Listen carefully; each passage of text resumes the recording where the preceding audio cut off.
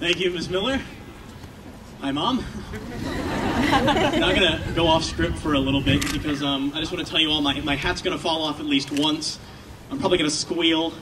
I'm gonna lose my place, and you may recognize me from Steve's speech. I'm not Danny, I'm his sister Kaylee. All right. I'm just gonna hold on to this. All right. Well, this is a little bit embarrassing because I had no idea I was going to give a speech until about 2 hours ago. Yeah, I guess I was confused by the ranking system. I guess the lower numbers are better.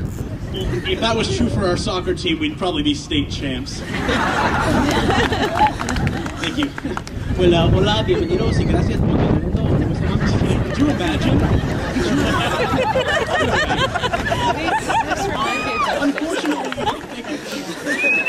Unfortunately, our grading system is just as confusing as the ranking system.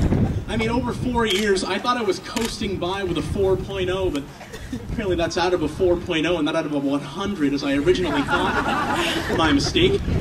So, well, while we were marching in, I started writing this speech, so, bear with me, please. Here. Hello. How about that walk in? I guess that's why they call it graduation.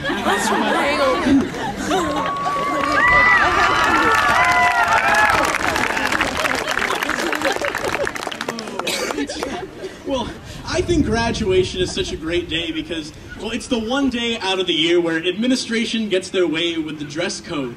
I mean, it's June, it's hot, and we're wearing full-length robes that breathe worse than Darth Vader. But seriously, not a day goes by where Mr. Cushing isn't patrolling the halls saying, "Danny, no miniskirts, Danny, no booty shorts, and Danny, put some pants on." Mr. Cushing, this is America. I reserve my 3 unalienable rights of life, liberty, and the ability to wear women's clothes in public. I think I might be remembering it wrong, but I think that was in there. Anyway, another great thing about graduation is that it marks a turning point in all of our lives from high school to the adult world.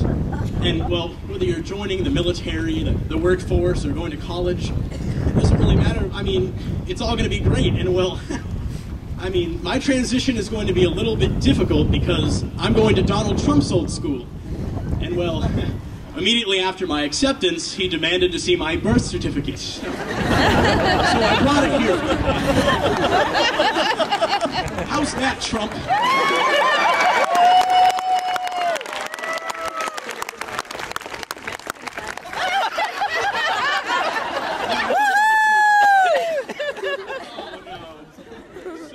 My props. Alright, where was I? Well, at this point I assumed people would either be mildly amused or starting to leave, so I wrote 2 different paths in which I could take my speech, and well, now I'm making the executive decision to go with option 1, so here we go. Now, before beginning the speech writing process, Mrs. Favreau wanted to give us some inspiration for writing our speech by showing us a commencement speech given by Ellen DeGeneres. And, well, I took her message to heart. So, I felt like today would be a good time to say something that I've been hiding from everyone. So today, well, she talked about how it was difficult to discuss who she truly was, but you need to be true to yourself. So now, with my family and friends here today, I feel if there's no better time than now to say that I, much like Ellen, would like to have a TV show one day.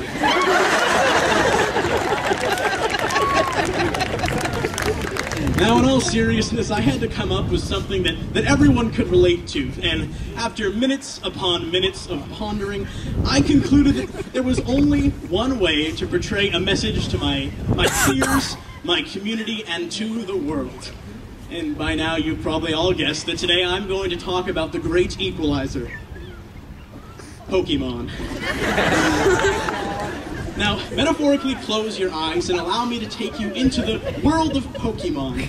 Although this story is in no way accurate or endorsed by Nintendo or Pokemon, I'd like to take this time to apologize to everyone involved in those corporations. I'm sorry. You see, in this legendary game, there is one Pokemon that stands apart from the rest, known as Eevee.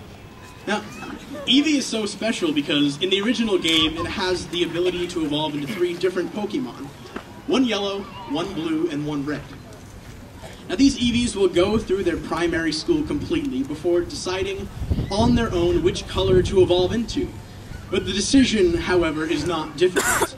Throughout their primary schooling, their parents and teachers all encourage them to evolve into a yellow, because this is the path of enlightenment and will eventually lead to the most benefits. Now, around the school, on television, and all over the radio, there are always announcements about the benefits of being yellow, the dangers of being blue, and the immediate destruction of being red. So, on their first day of secondary school, it was no surprise that after a long summer, all of the Eevees showed up as yellows. They showed up to school as yellow Pokemon because they were ready to learn, and through their primary schooling, it was made clear that education was the primary purpose of being there, and that the faculty's one purpose was to help students stay yellow and stay away from blue and red. Then, both suddenly and inexplicably, some of the yellows turned into blues. And unlike the yellows, the blues were content just getting by in school, and they were content without reaching their full potential. Now, it seems silly to the yellows, because after all, they were the majority, and the teachers did all they could to glorify the yellows and discourage the blues from continuing on their destructive path. At least, well, this was how it started, and then the blues seemed to be having more fun than the yellows. And one by one, the yellows became blues, and the yellows quickly became the minority. The small amount of yellows knew they were on the right path, and the teachers would quickly help them, and everyone would help them. And this was their thought. Then, like a horrible nightmare, it seemed as if everyone had turned against the yellows in their quest for education and self-betterment. It was both frightening and disgusting that society had told the yellows they were on the right path, but had turned out to be lying to them all along. For the victory of the yellows is both silent and internal. And, well, while the yellows know they've chosen the right path, there seemed to be no one there to congratulate them other than their parents. Now, if you haven't already picked up on my quasi-satirical tone, let's snap back into reality.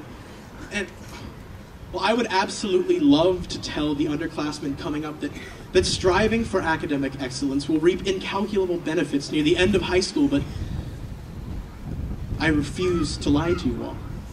I can tell you from experience that it's a personal choice to succeed in school.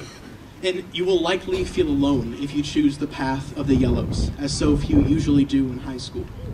But it's all about choice. Choice can lead to greatness, but choice can also lead to destruction.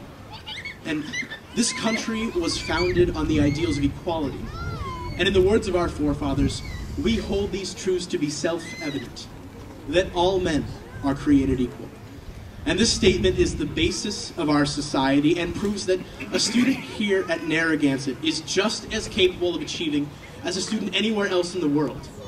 But we must choose to achieve. And now, as I prepare to transition from the Midland Wachusett League to the Ivy League, I challenge the people of Narragansett to take off the dark glasses that have been blinding them for so long, to see the light, to see the truth. And there is no doubt in my mind that this town can be renowned throughout the area as a beacon of academic greatness, but once again, it is a choice. And now, drawing from Robert Frost's idea of the road less traveled, we must remember that there are always two choices, two paths to take. One is easy, and its only reward is that it's easy. But also remember that although the road less traveled will be winding and marked with many obstacles along the way, the benefits, once the journey is through, will far outweigh the hardships. You know, many people actually laughed at me when I said one day I was going to be an Ivy Leaguer because they thought I was joking. But it was a personal choice for me, and I succeeded. So, To the class of 2011, I wish you all the best of luck in the future in whatever you choose to do. And never let anyone tell you you can't do something, because it's your choice and nobody else's. And I have faith that each and every one of you can and will succeed in life if you choose to. And the choice is now all of yours to make. And for those about to rock, I salute you.